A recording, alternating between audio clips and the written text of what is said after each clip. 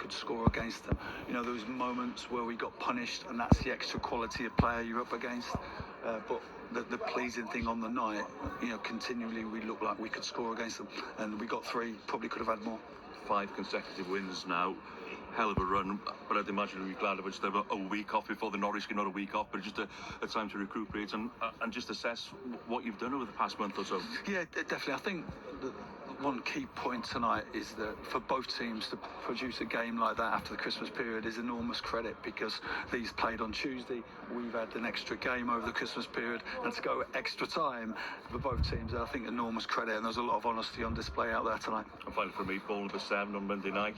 Home tie, or do you fancy an away tie now? Yeah, no, I'd stick with the home side, because I just feel that this place, you know, is just very special, and you know, home side for me. Phil Parkinson there, Wrexham manager, former Sunderland manager, after their victory over Nottingham Forest last night. So they're through to the 4th round. So too Wigan of League One, who knocked out Preston of the Championship. Oxford won at MK Dons on penalties, and Port Vale beat Fleetwood. 9 games, as I say, at 3 o'clock, including one from here, Newcastle United against Bournemouth in an hour and 3/4 time. We will find out the team news between now and then, but I am joined for a couple of minutes by our commentary team this afternoon, Matthew Raisbeck and John Anderson. Good afternoon to you both. Hi, Colin. Hey, Colin. Sunderland didn't make many changes in the end, not as many as we expected to. Newcastle, Ando first of all, Eddie Howe hasn't necessarily got the capacity to play a second string team, even if he wanted to. No, there's players there that need game time though.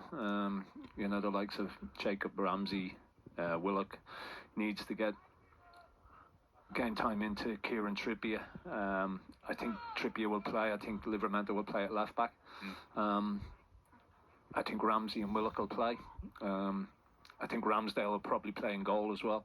So I think you make 6, 7 changes. Yeah. Look, the game the other night as well, Colin, took an awful lot out of them. You know, it was a high intensity game. You know, 100 and odd minutes it went for as well. So with the games that we've got coming up, he's got to be looking to rotate and give players some game time. Just watching other players come in, Colin, all the big names are here. Bruno's just arrived, Voltemada, Wissa, Joelinton, Barnes, Gordon, Trippier that you mentioned. Sean Neves here, Sam Alavi from the academy, so there could be some youngsters involved in the squad. We might see them at some point. If it goes well, who knows? But he can make some changes, but he probably can't give too many the afternoon off entirely. Yeah, and the other side of the question about who he gives minutes to is who, Razor, you think needs most protected, or most needs protected by not being picked today? I'm interested in centre forward rotation again, and will Voltemada start once more, or will Wissa come in? Because Tuesday is massive against Manchester City. They have to think about this one and try to get through, but that is looming. The first leg of the League Cup semi-final. Bruno, for me, he's been central to everything they've done this season. Loads of goals, big moments. Maybe he could do with a breather today. I think young Miley needs taken out as well.